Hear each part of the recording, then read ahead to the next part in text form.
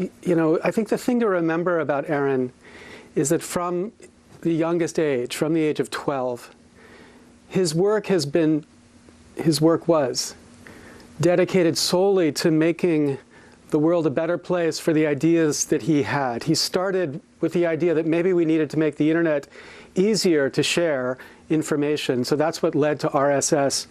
And then with Creative Commons, it was how do we license people to make the freedom to share legally protected?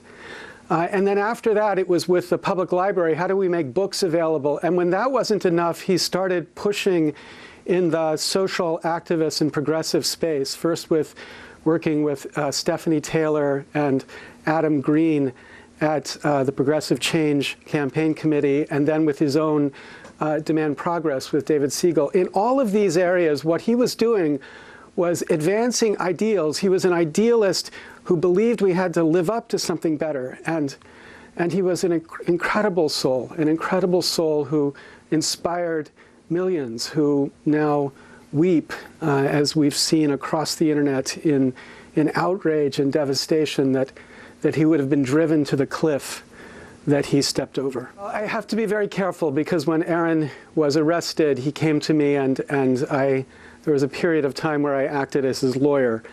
So I know more about the case than I'm able to talk about. But here's what was alleged. Aaron was stopped as he left MIT. He had a computer in his possession, which there was tape that indicated that he had connected the computer to a server, to a closet in MIT, and the allegation was he had downloaded a significant portion of JSTOR. Now, JSTOR is a nonprofit website that has been since about 1996, has been trying to build an archive of online giving online access to academic journal articles, like the Harvard Law Review or journal articles from geography from the 1900s. It's an extraordinary library of information.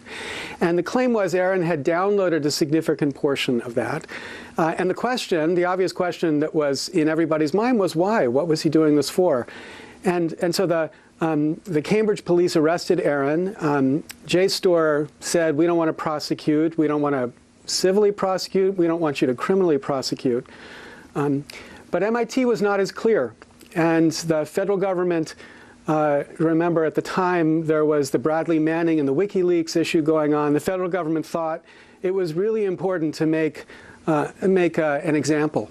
And so they brought this incredibly ridiculous prosecution that had multiple, I think it was something like more than a dozen counts claiming felony violations against Aaron, threatening, scores of years in prison. But, it's not the theoretical claims about what he might have gotten. It was the practical burden that for the last 2 years, his wealth was bled dry as he had to negotiate to try to finally settle this matter because the government was not going to stop before he admitted that he was a felon, which I think, in a world where the architects of the financial crisis dine regularly at the White House, it's ridiculous to think Aaron Swartz was a felon.